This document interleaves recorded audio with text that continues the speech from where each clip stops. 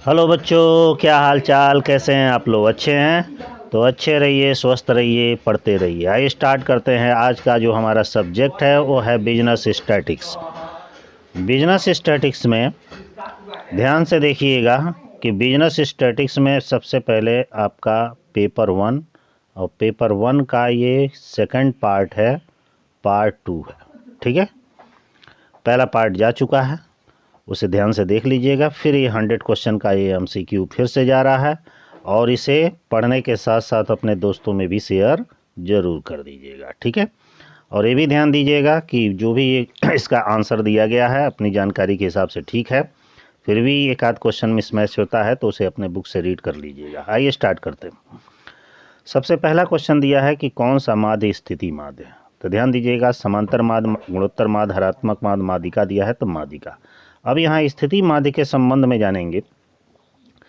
जो जेड होता है और यम होता है, ये दोनों ये स्थिति माध्य होते हैं, बाकी सब गणितीय माध्य होते हैं। ठीक है, आगे कह रहा है कि श्रेणी में बहुलक की आवृत्ति होती है। श्रेणी में बहुलक की आवृत्ति कौन सी होती है? जो सबसे अधिक होती है वही आवृत्ति होती है। तो ऑप्शन बी सही। तीसरा क्वेश्चन है कि समूहन रीति माने ग्रुपिंग मेथड संबंधित है। ग्रुपिंग मेथड बहुलक से संबंधित होता है। घनत्व परीक्षण का प्रयोग किया जाता है। घनत्व परीक्षण का प्रयोग किस में किया जाता है भाई? बहुलक ज्ञात करने में किया जाता है। ठीक है, अगला क्वेश्चन हमारा है 5 नंबर कि माध्यिका होती है। माध्यिका होती है का मतलब है कि सबसे पहले इस जो डाटा दिया गया है आप खुद कैलकुलेट करिएगा, इसको एक सीक्वेंस से बनाएंगे। सीक्वेंस से बनाने का मतलब होता है कि इसको आप सबसे पहले क्या करिएगा कि इसको 1 2 3 4 5 6 7 ऐसे क्रम से बनाइएगा। उसके बाद फार्मूला लगाइएगा, यम इक्वल टू n प्लस 1/2, ये वाला फार्मूला आप लगाएंगे। तो जब लगाएंगे तो आपका जो आंसर आएगा वो आएगा बी। कौन सा होगा? बी। फिर अगला क्वेश्चन है कि माध्यिका की गणना में श्रेणी को व्यवस्थित किया जाता है। माध्यिका की गणना में श्रेणी को पहले आरोही या अवरोही कोई भी क्रम में इसे व्यवस्थित करके माध्यिका की गणना कर सकते हैं। ऑप्शन डी सही है। अगला दिया गया है, थोड़ा सा और जूम कर दें इसको, कि श्रेणी का प्रत्येक पद गणना में सम्मिलित होता है। श्रेणी का प्रत्येक पद गणना में सम्मिलित होता है। कौन सा वो चीज़ निकालने में? समांतर माध्य निकाल। समांतर माध्य का प्रयोग करने में सारे आंकड़ों का प्रयोग किया जाता है। अगला क्वेश्चन है कि 25 समंकों वाली श्रेणी का समांतर माध्य 16 है। 27 समंकों की श्रेणी का समांतर माध्य इतना है। दोनों की संयुक्त समांतर माध्य मतलब कंबाइंड मीन आपको ज्ञात करने के लिए कह रहा है। कंबाइंड मीन का x बार c का तो फार्मूला आप लोग जानते ही होंगे, क्या होता है? n1 into x bar 1 plus n2 into x bar 2 upon n1 plus n2। ये वाला फार्मूला हम लगाते हैं। इस फार्मूले का यूज करेंगे तो आपका आंसर आएगा 18.03। अगला क्वेश्चन है कि चतुर्थक व्यवस्थित क्रम वितरण को समान भाग में विभक्त करता है। चतुर्थक व्यवस्थित समंक वितरण को कितने भागों में विभक्त करता है भाई?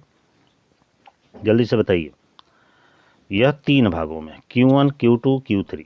ठीक है, अगला क्वेश्चन दे रहा है कि यदि यमु मध्य बिंदु है और U उच्च सीमा है तो वर्ग की निम्न सीमा क्या होगी? तो बता दें 2m माइनस U होगी। अगला है प्रथम 5 प्राकृतिक संख्या का माध्य होगा। प्रथम 5 प्राकृतिक संख्या का माध्य 3 होगा। एक चीज़ और बता दें कि इसमें इस एमसीक्यू में पिछले साल जो क्वेश्चन में पूछे गए हैं पेपर में 2022 में, उन क्वेश्चनों को भी इसमें शामिल किया गया है। तो उसे रीड कर लीजिएगा ताकि 1-2 क्वेश्चन 3 क्वेश्चन जो भी आना होगा आ सकता है। 12 नंबर क्वेश्चन में कह रहा है यदि प्रमाप विचलन इतना माध्य इतना है तो विचलन गुणांक ज्ञात कीजिए। तो विचलन गुणांक मतलब CB ज्ञात करने का फार्मूला क्या होता है? स्टैंडर्ड डिविएशन अपॉन एक्स बार होता है। अर्थात इसको हम 30/15 गुणे 100, ठीक ना, निकाल देंगे। तो उस बेस पे निकालेंगे तो 12 नंबर का आपका आंसर आएगा 50%। अगला कह रहा है कि बीजगणितीय चिन्ह, अब देखिए प्लस और माइनस दोनों है, ध्यान दीजिएगा। प्लस और माइनस दोनों, मतलब वो कौन सा चीज़ है जिसमें बीजगणितीय चिन्ह प्लस माइनस का प्रयोग मैंने नहीं किया जाता, वो कौन सी विधि है। माध्य विचलन ज्ञात में ऋणात्मक और धनात्मक चिन्हों को ध्यान में नहीं रखा जाता। अगला दिया है, यदि प्रश्न 144 है तो प्रमाप विचलन क्या होगा। इसका फार्मूला होता है अंडर रूट वेरिएंस, ठीक ना, तो अर्थात इसका क्या होगा, 12 होगा। अगला कह रहा है कि यदि विषमता धनात्मक होगी, विषमता धनात्मक होगी जब, विषमता धनात्मक कब होगी भाई, जब x बार लेस देन कितना होगा, z लेस देन क्या नाम है होगा, ये देखिएगा ये सब वार है, ठीक ना, बार मतलब x बार है। अब चूंकि उसका पीडीएफ बनाते समय उसका कर्सर समझ में ही नहीं आया मेरा कि बार कैसे आएगा, तो इसलिए x ही लिखा गया है, उसको x ना समझिएगा वार समझिएगा। तो ऑप्शन सी इसका सही है।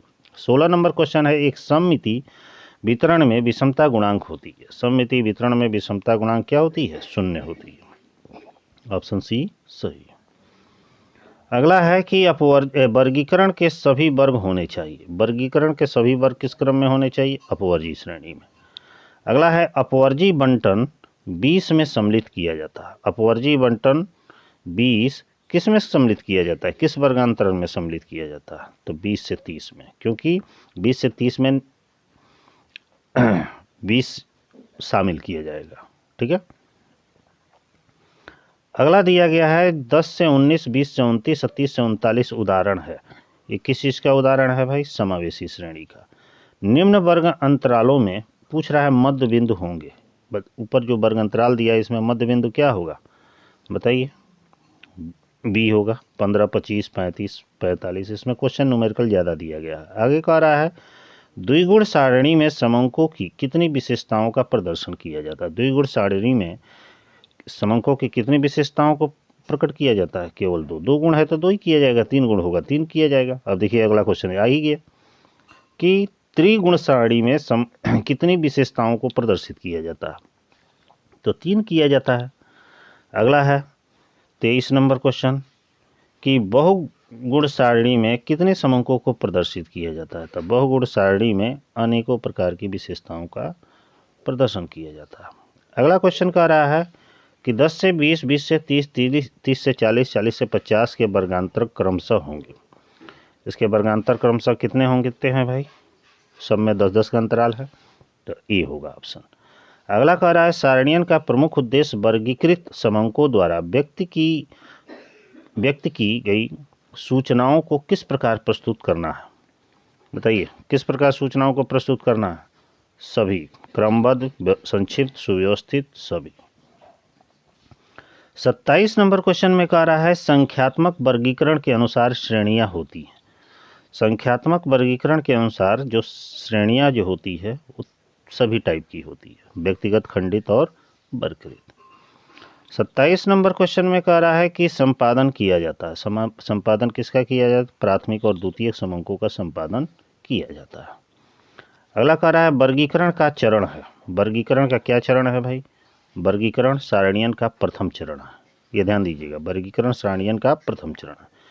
एक सारणी समंकों की क्रमबद्ध व्यवस्था है। एक सारणी समंकों की क्रमबद्ध व्यवस्था क्या दिया गया है, इसमें स्तंभ दिया गया है, यहाँ दिया गया है, स्तंभ और पंक्ति दोनों में होती है। 30 नंबर क्वेश्चन कह रहा है कालानुक्रमिक वर्गीकरण में समंकों का वर्गीकरण निम्न आधार पर किया जाता है। काल के आधार पर वर्गीकरण किस प्रकार किया जाता है, तो इसका ऑप्शन होगा समय। काल माने होता है समय। अगला कह रहा है कि एक वर्ग का मध्य बिंदु निम्न प्रकार ज्ञात किया जाता है। एक वर्ग का मध्य बिंदु बता दें आपसे, ऊपरी सीमा और निचली सीमा दोनों को जोड़कर 2 से भाग दे दिया जाएगा तो एम भी ज्ञात हो जाता है। सूत्र होता है M B equal to L1 + L2/2। अगला है कि निम्न में से कौन सी खंडित श्रेणी नहीं है। निम्न में से खंडित श्रेणी कौन नहीं है, थोड़ा क्वेश्चन पढ़ लीजिए। एक पुस्तक में पृष्ठों की संख्या, एक मकान में कक्षों की संख्या, एक कक्षा में विद्यार्थियों की ऊंचाई, एक महाविद्यालय में छात्रों की संख्या। देखिए जिसमें जिसमें संख्या लगाया गया है ये तो खंडित श्रेणी है, और जिसमें नहीं लगाया गया है ये खंडित श्रेणी नहीं है, व्यक्तिगत है। अगला है यथासंभव एक अखंडित आवर्त बंटन की रचना निम्न प्रकार के वर्गांतरों के अनुसार होनी चाहिए। किसके अनुसार होनी चाहिए? समान वर्गांतर। अगला, समंकों को निम्न प्रकार प्रस्तुत किया जा सकता है। समंकों को किस प्रकार प्रस्तुत किया जाता है? सरणी द्वारा, आरेख द्वारा, बिंदुरेखी द्वारा, सभी द्वारा। अगला है, एक द्विचर आवर्त बंटन में चरों की संख्या होती है। एक द्विचर आवर्त बंटन में चरों की संख्या कितनी होती है? 2 होती है। अगला दिया गया है, प्रथम 5 प्राकृतिक संख्याओं की माध्यिका होगी। शुरू के 5 प्राकृतिक संख्याओं की माध्यिका कितनी होती है भाई? 3 होती है। ऑप्शन सी सही है। अगला कह रहा है, क्वेश्चन कुछ हल कर लीजिएगा। यदि 21 प्रेक्षणों की माध्यिका माने 21 चीज़ों की माध्यिका 40 है और माध्यिका के बड़े प्रेक्षणों में 6 की वृद्धि की जाए तो नए आंकड़ों की माध्यिका क्या होगी? भाई जितनी वृद्धि कर रहा है तो बढ़ जाएगा, घट और कमी करेगा तो घट जाएगा, तो 46 होगी। यदि व्यक्तियों के समूहों की आयु के बारंबारता बंटन के वर्ग मध्य बिंदु 5, 15, 25, 35 हो तो आखिरी वर्गांतराल की उच्च सीमा क्या होगी? यदि यह मध्य बिंदु है आखिरी वाला तो यह 30 से 40 होगा, तो क्या हो जाएगा ऑप्शन 38 नंबर 40 होगा। अगला कह रहा है कि समय के अनुसार डेटा के रूप में जाना जाता है। समय के अनुसार डेटा को किस रूप में जाना जाता है? कालक्रमानुसार वर्गीकरण। निम्न में से कौन सा द्वितीयक समंकों का स्रोत नहीं है? स्रोत नहीं है, ध्यान दीजिएगा। द्वितीयक समंकों का मतलब प्रकाशित और प्रकाशित स्रोत जो होते हैं द्वितीयक होते हैं। समाचार पत्र में प्रकाशित समंक द्वितीयक समंक है। अगला है, केंद्र एवं राज्य सरकार के प्रकाशन ये भी है और विश्व बैंक द्वारा प्रकाशित ये भी है। ये वाला ऑप्शन जो दिख रहा है, फर्म द्वारा विपणन सर्वेक्षण में एक, ये प्राथमिक समंक है, तो ये ऑप्शन सी सही है। 41 नंबर क्वेश्चन में कह रहा है कि समंकों के प्रस्तुतिकरण, विश्लेषण या निर्वचन की आगामी क्रियाओं की सफलता आधारित है। किस पर आधारित है? समंकों की संग्रहण क्रिया की शुद्धता एवं व्यापकता पर। अगला क्वेश्चन है कि यदि संग्रहित समंक अशुद्ध और अपर्याप्त होते हैं तो उनसे निकाले जाने वाले निष्कर्ष होंगे। संग्रहित समंक यदि गलत होते हैं और सटीक नहीं होते हैं तो उनसे निकाले जाने वाले निष्कर्ष किस टाइप के होंगे? भ्रामक होंगे। भाई सही निकलेगा, नहीं निकलेगा तो गलती नहीं हुआ। अगला कह रहा है कि प्राथमिक समंक होते हैं। बताइए प्राथमिक समंक कैसे होते हैं? मौलिक प्रकृति के होते हैं। अगला क्वेश्चन कह रहा है कि द्वितीयक समंकों का स्रोत है। द्वितीयक समंकों का सारा ये स्रोत है, ठीक है ना। अगला है कि भारत की जनगणना निम्न में से किस विधि द्वारा की जाती है? भारत की जनगणना किस विधि से की जाती है भाई? प्रगणकों द्वारा अनुसूचियां भरवाकर सूचना प्राप्त की जाती है। ऑप्शन सी सही है। 46 नंबर क्वेश्चन में कह रहा है कि प्राथमिक समंकों के संग्रहण की विधि के अंतर्गत प्रगणकों द्वारा अनुसूचियां भरवाकर सूचना प्राप्ति उपयुक्त होती है। किस विधि में होती है भाई? जनगणना में होती है। अगला है, अप्रकाशित रूप से द्वितीयक समंक उपलब्ध होते हैं, माने जिनका प्रकाशन नहीं कराया जाता, तो उसमें द्वितीयक समंक किस टाइप के उपलब्ध होते हैं? व्यापारिक संस्थाओं या संघों के सदस्यों के निजी प्रयोग होते हैं और किसी कार्य के लिए नहीं होते। अगला है, द्वितीयक समंक निम्न स्रोतों से उपलब्ध किए जाते हैं। द्वितीयक समंक किस तरह से उपलब्ध किए जाते हैं? प्रकाशित और प्रकाशित दोनों समंकों से। ऑप्शन सी सही है। अगला है, निम्न में से प्रकाशित स्रोत नहीं है। बताइए प्रकाशित स्रोत कौन नहीं है? इंट्रा जो नेट है ये प्रकाशित स्रोत नहीं है, बाकी ये सब है। अगला है, अप्रत्यक्ष मौखिक अनुसंधान विधि के गुण है। अप्रत्यक्ष मौखिक अनुसंधान विधि के मितव्ययी, सरल, विस्तृत, क्षेत्र उपयोगी सभी है। ऑप्शन डी सही है। अगला क्वेश्चन है 51 नंबर कि प्रयोग करते समय द्वितीयक सामग्री में निम्न गुण की उपस्थिति देख लेनी चाहिए। माने किसी भी डाटा का प्रयोग करते समय द्वितीयक सामग्री की कुछ गुण है उसको देख लेनी चाहिए। कौन कौन से गुण? विश्वसनीयता, उपयुक्तता, पर्याप्तता, ये सभी है। अगला है, उत्तम प्रश्नावली के गुण है। उत्तम प्रश्नावली के गुण क्या है? सरल व स्पष्ट प्रश्न। यही ऑप्शन सही दिख रहा है, ऑप्शन ए सही है। लेकिन मेरे ख्याल से तो ये भी दिख रहा है 52 है ना। हाँ यही सही है, ठीक है। अगला दिया है कि एक आदर्श प्रश्नावली में प्रश्नों की संख्या निम्न प्रकार होनी चाहिए। एक आदर्श प्रश्नावली में प्रश्नों की संख्या सर्वेक्षण के उद्देश्यों को ध्यान में रखते हुए यथासंभव कम से कम होना चाहिए। ये ऑप्शन सी सही है इसका। द्वितीयक समंकों का भाई क्या होता है? द्वितीयक समंकों का क्या होता है? सावधानी पूर्वक समीक्षा करने के बाद प्रयोग करना चाहिए। ऑप्शन ए सही है। 55 नंबर क्वेश्चन कह रहा है कि प्रकाशित द्वितीयक समंकों में निम्न में से अधिक विश्वसनीय व अधिक शुद्ध होने की प्रत्याशा। प्रकाशित द्वितीयक समंकों में से निम्न में से अधिक विश्वसनीय व अधिक शुद्ध होने की प्रत्याशा किसमें है? बताइए। अंतर्राष्ट्रीय व राष्ट्रीय संस्थाओं के प्रकाशन में सबसे ज़्यादा विश्वसनीयता होती है। द्वितीयक समंकों की तुलना में प्राथमिक समंक होते हैं। द्वितीयक समंकों की तुलना में प्राथमिक समंक अधिक विश्वसनीय होते हैं क्योंकि वो डायरेक्ट खोजे गए रहते हैं। ठीक ना। अगला, निम्नलिखित में से प्राथमिक समंक संग्रहण विधि सर्वोत्तम मितव्ययी मानी जाती है, जबकि अनुसंधान क्षेत्र बहुत सीमित हो तथा सूचक प्रायः शिक्षित हो तो अपने कर्तव्य को प्रति जागरूक है। किसके संदर्भ में ये कहा गया है? ये डाक द्वारा प्रश्नावली भेजकर कहा गया। अगला कह रहा है कि मूल्य निर्धारण, बाजार अनुसंधान, विनियोग नीति, किस्म नियंत्रण से संबंधित समंकों का विश्लेषण सांख्यिकी की किस विधि के अंतर्गत किया जाता है? तो यह सांख्यिकी की व्यावसायिक सांख्यिकी के अंतर्गत किया जाता है। अगला है, सांख्यिकी माध्य जो चरम मूल्यों से प्रभावित नहीं होती है।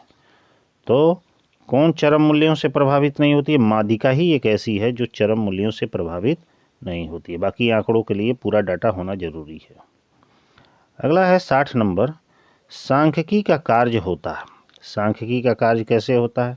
तथ्यों को सूक्ष्म एवं सरल बनाना, नीति निर्धारण में पथ प्रदर्शन का कार्य करना, दो या दो से अधिक तथ्यों के मध्य संबंधों का अध्ययन करना, उपयुक्त सभी होगा। सही। सांख्यिकी माध्यमों का विज्ञान है। किसने कहा था? बावलो महोदय ने।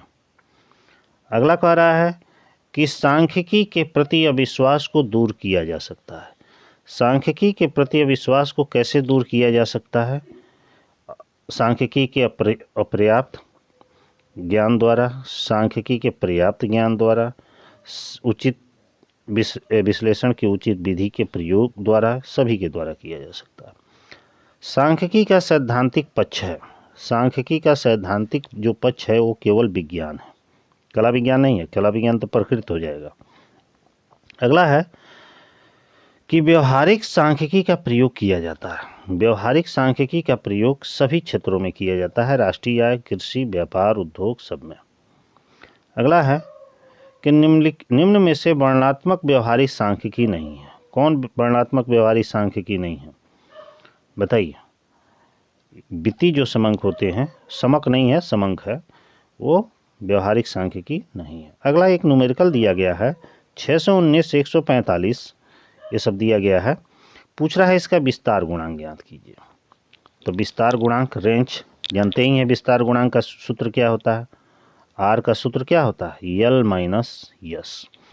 इसमें सबसे हाईएस्ट कौन सा दे रहा है?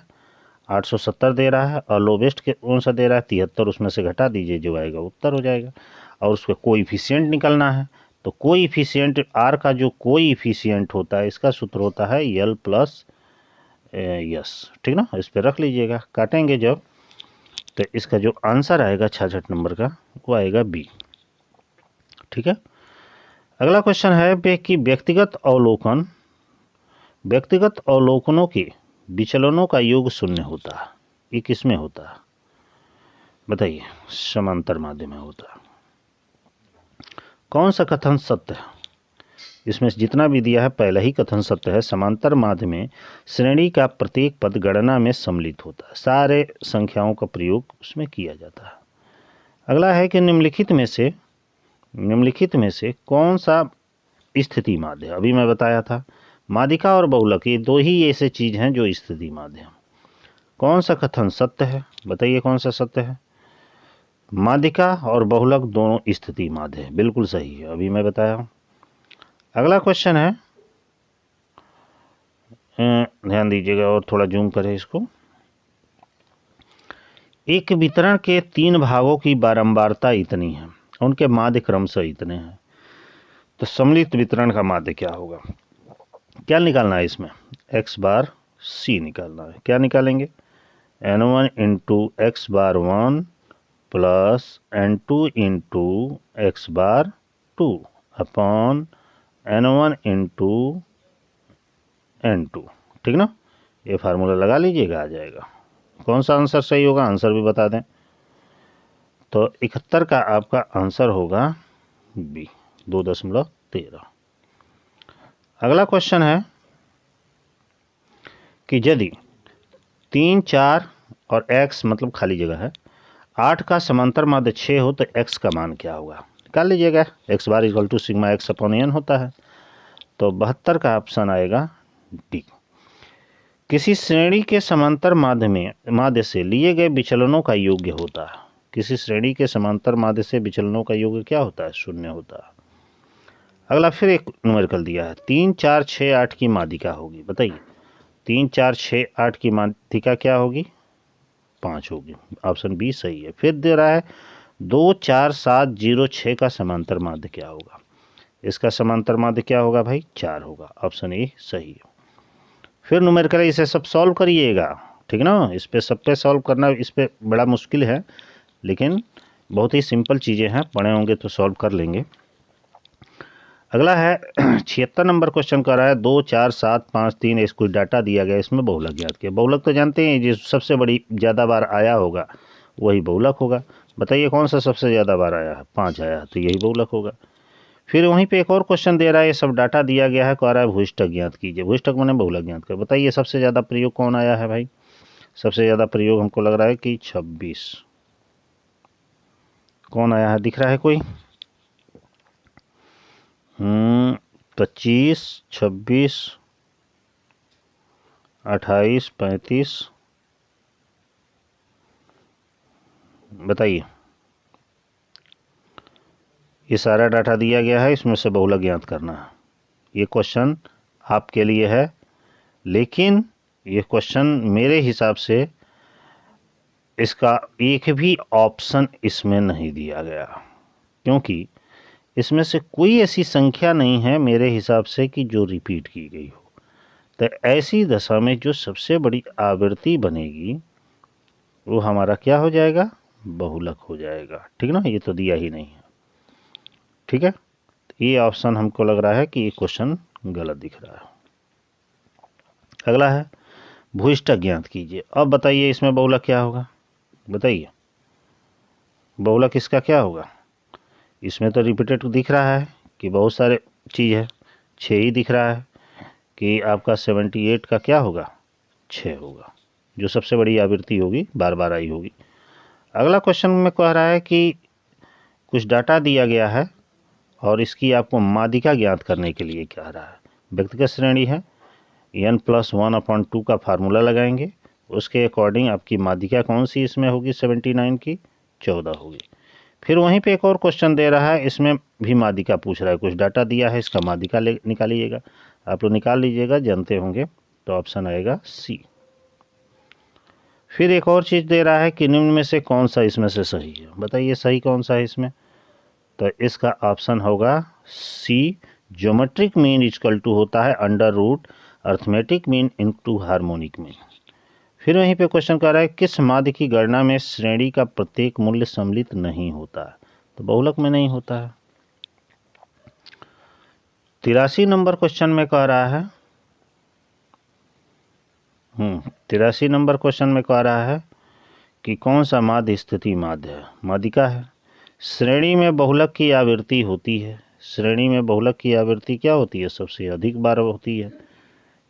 अगला है क्वेश्चन, फिर एक न्यूमेरिकल आ गया। देखिए किसी समंक माला का समांतर माध्य इतना, बहुलक इतना, तो माध्यिका कितनी होगी? तो फार्मूला क्या लगाएंगे? z इक्वल टू क्या हो जाता है? 3m-2 x बार। अब इसकी वैल्यू रख लीजिएगा, निकाल दीजिएगा। निकालेंगे यदि तो 85 नंबर का आंसर आएगा आपका सी, 11 आएगा। ठीक है, हल कर लीजिएगा इसको। आगे बढ़ते हैं, फिर थोड़ा सा बड़ा कर दें। फिर कह रहा है कि समांतर माध्य की गणना के लिए वर्गांतर होना आवश्यक है। समांतर माध्य की गणना के लिए वर्गांतर कुछ भी हो सकता है, समावेशी, समान, असमान, या इनमें से कोई भी संभव है। अगला है 40 और 50 आकार के दो समूह का माध्य इतना इतना है। दोनों समूहों का सामूहिक माध्य ज्ञात। वही फार्मूला लगेगा, x bar c equal to x n into x bar 1 plus n2 into x bar 2 upon n1 plus n2। ठीक है, इसके अनुसार इसका आंसर आएगा 83.33। ऑप्शन बी सही है। ठीक है, फिर अगला 88 नंबर क्वेश्चन कह रहा है कि यदि समांतर माध्य और बहुलक क्रमशः इतना है तो माध्यिका ज्ञात कीजिए। वही formula z equal to 3m minus 2x bar लगाइएगा। इसका इसके अनुसार कौन सा सही है? 34.3।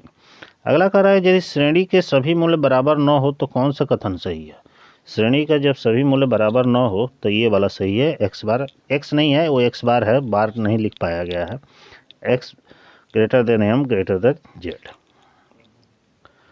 90 नंबर क्वेश्चन में कह रहा है कि किस माध्य की गणना में श्रेणी का प्रत्येक मूल्य सम्मिलित नहीं होता है? बहुलक, ये कई बार आ चुका है।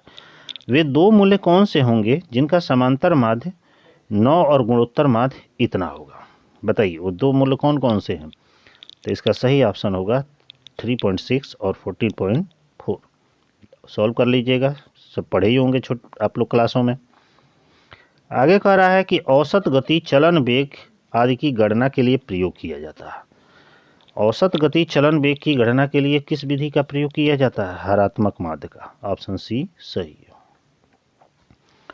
फिर आगे कह रहा है कि श्रेणी के चरम मूल्यों में कौन सा माध्य अधिकतम प्रभावित होता है? बताइए, अधिकतम प्रभावित तो समांतर माध्य होता है।